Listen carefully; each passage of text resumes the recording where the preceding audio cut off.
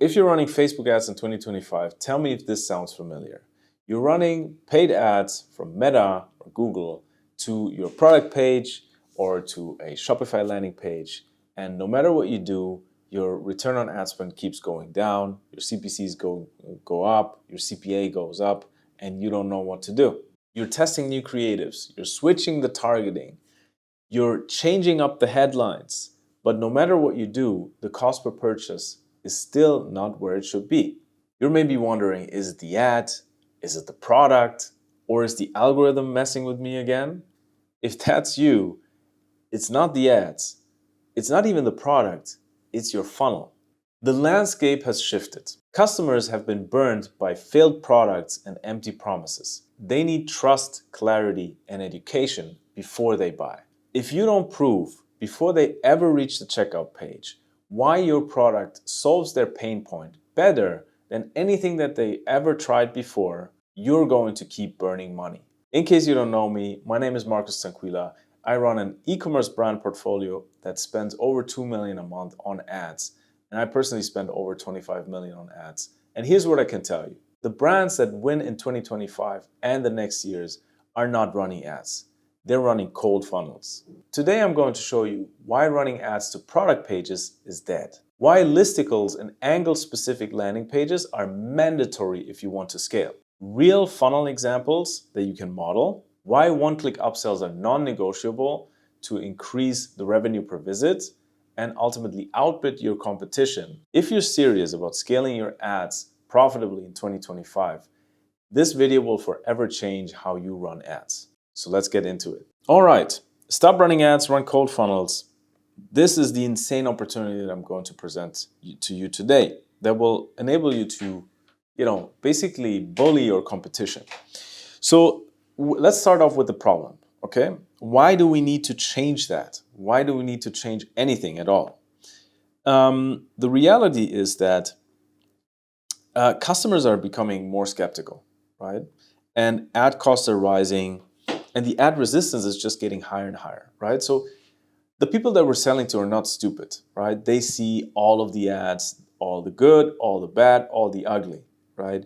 But all of these ads have an impact on their behavior, right? So there's one concept that's called banner blindness, where in the beginning, when people were never like in the beginning of, let's say, digital advertising, people were not used to seeing a lot of ads at that point, right?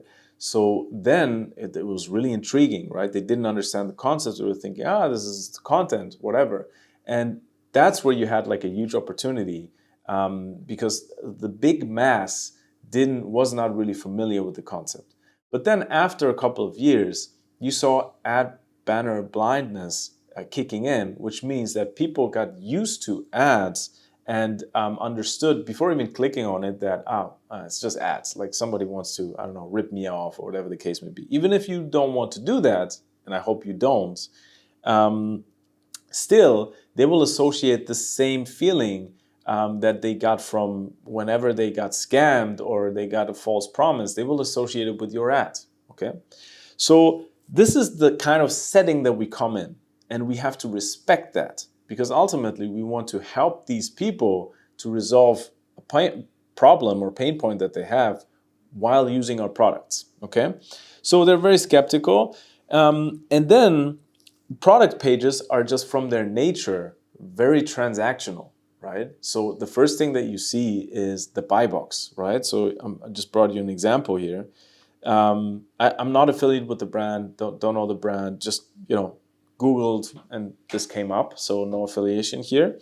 But I just want to have like a more visible example of a product page. Okay, this is a product page, right?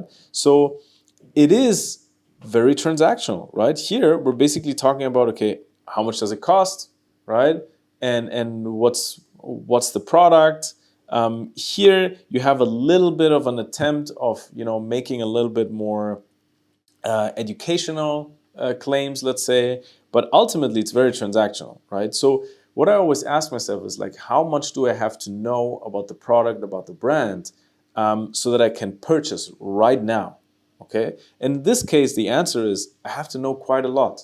I have to know, how this product really works, why it's different from other products, right? So there's a lot of education that is missing for me to make a decision now, especially think now about the skeptical people that you are trying to target and to convince, okay? So this will not really cut it because I don't have a lot of space here to explain what the product is doing, and it's just, it's just very, it feels like a disconnect, right? When I try to target people that are very, very cold, they've never heard of my brand, never heard of my product, maybe never heard of the type of the solution my product is to their pain point, I cannot expect them to, just convert here, okay? So that's really a huge, huge problem. And ultimately, yeah, you see, like the pain point connection has to be clear, right? And also, you need just proof that this product works for them specifically with their specific pain point, right? So this is where a lot of brands are stuck, right? They just cannot figure out how to make it work with the product page, with this product page. And then, you're trying to put a lot of effort into creatives, a lot of effort into, how beautiful the product page is. You do conversion rate optimization on the product page to try to squeeze out 0.5% of conversion rates in conversion rate lift, right?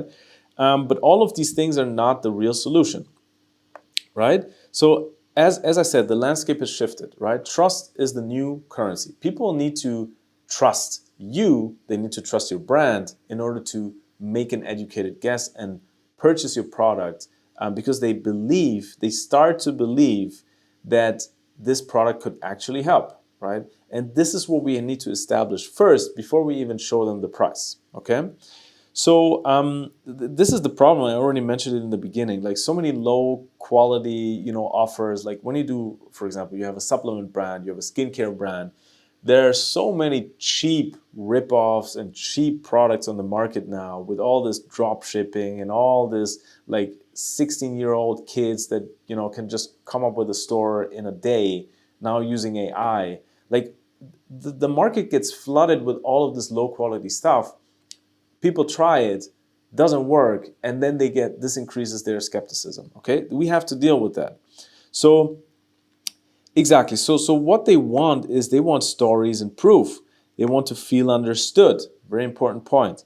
And they need clarity on why your product is different than all this junk that they tried out before. A very important point. Why is it different? How is it different? Why is your product more costs more than all the other products? This has to be clear. Otherwise, we're just fighting for the sale instead of having somebody that rips it out of our hands. Okay? So the solution are cold funnels. What is a cold funnel? Okay? Those are funnels that are designed specifically for cold traffic. Okay? Because this is really that's the ultimate discipline to get in front of people that have never heard of your product, never heard of your brand, and convert them in a couple of minutes into somebody that is ready to purchase, okay? This is the holy grail of marketing, so to say. But what do these funnels do, right? They're designed specifically for this reason, and what they do is they educate, right? And I'll show you examples in a second. They pre-sell, they handle objections, they build trust, and they move them as close as possible to the purchase. So that basically they land on the product page and it's not even a price question necessarily. To some extent, yes, but not fully because the value is so huge in their minds, they want this product. You create a desire for this product, right? That's what we want to do. And here, I'm bringing you a specific example, right? Again, not affiliated with the brand, just picked out an example of them because I really like it and the structure, and I think it's a very good example. So in this case, 10 reasons why this high protein iced coffee is the coolest beverage trend of 2025. Now, that's the landing page. Okay, this is where we send people to. This is called a listicle, right? In case you didn't know this yet, this is a listicle. You can try a listicle in different, formats. This is a 10 reasons why. You could do a 5 reasons why, 7 reasons why. Those are things to test. What I want to show you now is just the concept of it, okay? So that you can take that home and implement it. So basically, 10 reasons why this high protein iced coffee is the coolest beverage in 2025. Okay, cool. Here, what do we have? We already have a comparison. This positions that this product as something completely else than the stuff that I already know. Okay, which is in this case, okay, people know coffee, they know protein drinks, right? But here we already have the direct comparison, which tells me, wait a second, like, hold on, this stuff, what I'm going to show you now, is completely different from the other things that you maybe have tried out before. Okay, so stick with me. Okay, it's very interesting that they put it here on top, but now they basically explain what does this product do. Okay, new innovative guilt-free formula designed to kick your body into shape. Okay, so here we talk pretty much about getting into shape, right? That's what people want, and that's what the angle is here.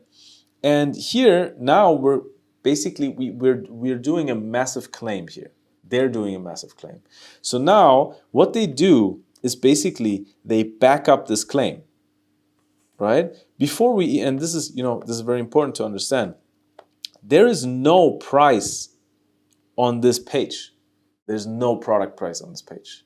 And the only out-click, the only link click on that page is this one here that sends you to the product page, which we'll check out in a second, okay? But let's break this down further. So again, put yourself into the mind of a person that has tried out all the protein shakes under the sun and just wants to get back into shape and is sick and tired of all these like products claiming that they work, okay? That's who we're dealing with here, worst case, okay? So then they explain, okay, this is the first thing, okay? Getting back into shape, interesting. Now, what does it do? How does it work differently? It kills sugar cravings and helps control your appetite. Aha. So it's not just a protein shake, regular protein shake, that I take to get stronger muscles, whatever.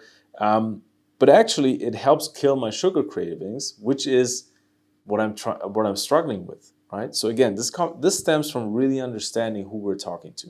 People that try to get back into shape, they're trying everything. They're working out. They're trying to improve their diet, whatever.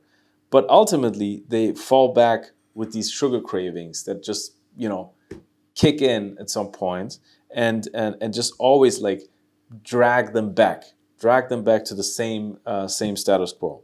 Okay, so basically here you see that you have like a morning, then you have a little snack here and there. You have all these cravings, but what this does, like, you just take this coffee in the morning and you will not have these sugar cravings and these uncontrollable eating patterns, but you will be feel satiated.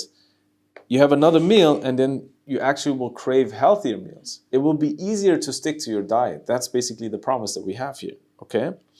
Then it's your gut's new best friend thanks to all natural ingredients, right? That might be an objection that people say, okay, but why would this work? For sure there's some like chemical stuff in there. And I tried out these things before, but I always had like issues with my digestion and my gut. Oh, okay. It's actually all natural, right? And it works together with my gut. Okay, interesting. So you're basically like peeling like layer by layer and making sure that all the objections get handled, okay? It tastes like your favorite coffee, not a protein shake.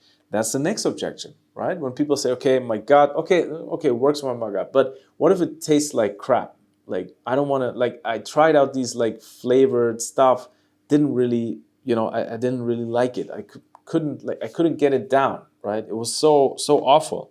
And then it's like, oh, wow, it actually tastes like coffee, like my favorite coffee. Amazing, okay? So it doesn't even taste like a protein shake. Easily replaces your unhealthy coffee routine and save you thousands every year. Okay, so what's the case then here? It replaces your coffee routine, meaning That's true. You know, every morning I go to Starbucks and buy my Starbucks coffee there. And there's a bunch of sugar in there, and I take this like extra, vanilla blah blah cookie or whatever the case may be. You cut all of that, and you actually save money. It's actually cheaper than buying your Starbucks coffee or your favorite coffee every day, right? Makes perfect iced coffees in just seconds. No more waiting lines. Again, another benefit, you don't have to go to get your favorite coffee, wait in line, right? But you just get it right away. You do it at home. And it's the same, it tastes the same, plus it has way more benefits, right? So you can avoid mid-morning crash, enjoy long-lasting mental clarity. Again, another pain point, right? You have this sugar-filled coffee, you have these crashes, right? That at midday, you're basically like your energy is gone and you don't know, you're just wasted for the rest of the day, right? And this is another reason for this product, okay? Helps you consume 20% more protein during the day on average, right? Which helps you obviously with your training goals as well. Great reviews. So you see, now we're at a point where I'm like, wow, this is something completely else. Like, did you realize, like, while we went through this listicle, the mood, the attitude changes, right? You go from being super skeptical, I don't know, like, I don't trust this, I don't think this will ever work, this is another scam, but let's check it out, to all of a sudden being like, whoa, I didn't expect that. That's completely different. Let's look into this. Oh, even 10 million, like so many people already tried it out. There's even a guarantee. There's not even risk. Okay, maybe let's give it a shot, right? Plus, there's an extra exclusive offer only today that enables you to, take advantage of that. Okay, obviously the offer is there all the time. But what I want to show you with this is, without this page, like the alternative currently for a lot of you is just to send people to a product page. But the product page doesn't do this. It doesn't shift beliefs. It doesn't get people into a mindset where they're into a feeling of, this might actually be something. And to ultimately then create desire and say, I want to try this out. There's no risk attached to it. Let me try it out. There's an offer right now. Let's give it a shot. I mean, what's the worst thing that can happen? But this only is relevant once they've been convinced that this is something completely different, that they've never tried out something like that, okay? So this is a great example of a listicle, right? That just walks you through each of these objections and helps you to open up yourself and basically commit to liking this product or creating desire for this product, okay? So yeah, we talked about this, right? Listicles, right? 5 reasons why, blah, blah, blah. Now, the other thing is, in this case, I mentioned that shortly in the beginning, you have basically a specific angle, right? Which is, the angle is here to get back into shape, okay? Now, this could have been also another angle, right? Another angle could be, not getting back into shape, but actually, gaining muscle, right? That would be another one, right? Then you would write this listicle in a different way. So that's what I mean with angle-specific, exactly, angle-specific landing pages, okay? So this is very important to adjust the angle also, to adjust the landing page to your angle. So you can basically have one listicle and tie it to different angles, okay? This increases the conversion rate and ultimately reduces the CPA for this specific angle, okay? That's what I mean by cold funnels, right? And exactly, so just think about it. Ultimately, you have angle 1, okay, and then you have your landing page, for angle 1, and you have the same thing for angle B, okay? So basically, B goes, all the creatives from that talk about one specific angle, they go to their respective landing page, okay? And obviously, you can test these landing pages, right? This listicle, that's just one example. You can test the 5 reasons why. You can also test just like a landing page that talks specifically about this, about the same content in a way, but just presents it in a different way. Okay, so those are the benefits here. Very straight up, higher CTR from ads. I see that also a lot of times because there's just more match between the creative and ultimately the landing page. Lower customer acquisition costs, and then ultimately a higher conversion rate. Okay. Last thing I want to touch on when it comes to cold funnels is that not last thing actually. We have one more thing, but basically once you converted this cold traffic, this is the best opportunity to directly make the next offer, right? There's an old saying in copywriting, which is a buyer is a buyer is a buyer is a buyer. Okay. And that means basically if somebody has the credit cards on the table, they just bought, that's where they are the hottest, and this is the closest to making the next purchase, okay? Which is counterintuitive to some people. They say, okay, they just bought, but when you make the right offer, this is the perfect opportunity. And what this enables you to do is to drastically increase the revenue per visit, which means, let's say you're increasing the revenue per visit by 20%. This means that you're paying the same for your ads and you make 20% more revenue, right? And this literally changes your game. This might enable you to spend like 2 times more on ads, right? While having, then basically using this extra, gain in revenue per visit, investing this into more volume, and all of a sudden you doubled your business, okay? I've seen it time and time again, and that's really, really an important concept. So that's what we want to do. We want to increase the revenue with one-click upsells. Ultimately, the brand with the brand that can afford the most to acquire a new customer is the one that ultimately wins, because you can outbid everybody else, right? You can bully everybody else. You can pay a higher CPA than everybody else, and that's what will make you win. Okay? So exactly. So here, one example of an upsell, upsell, one-click upsell. Very easy. I use the app Zipify. No affiliations to them. But it's a great app.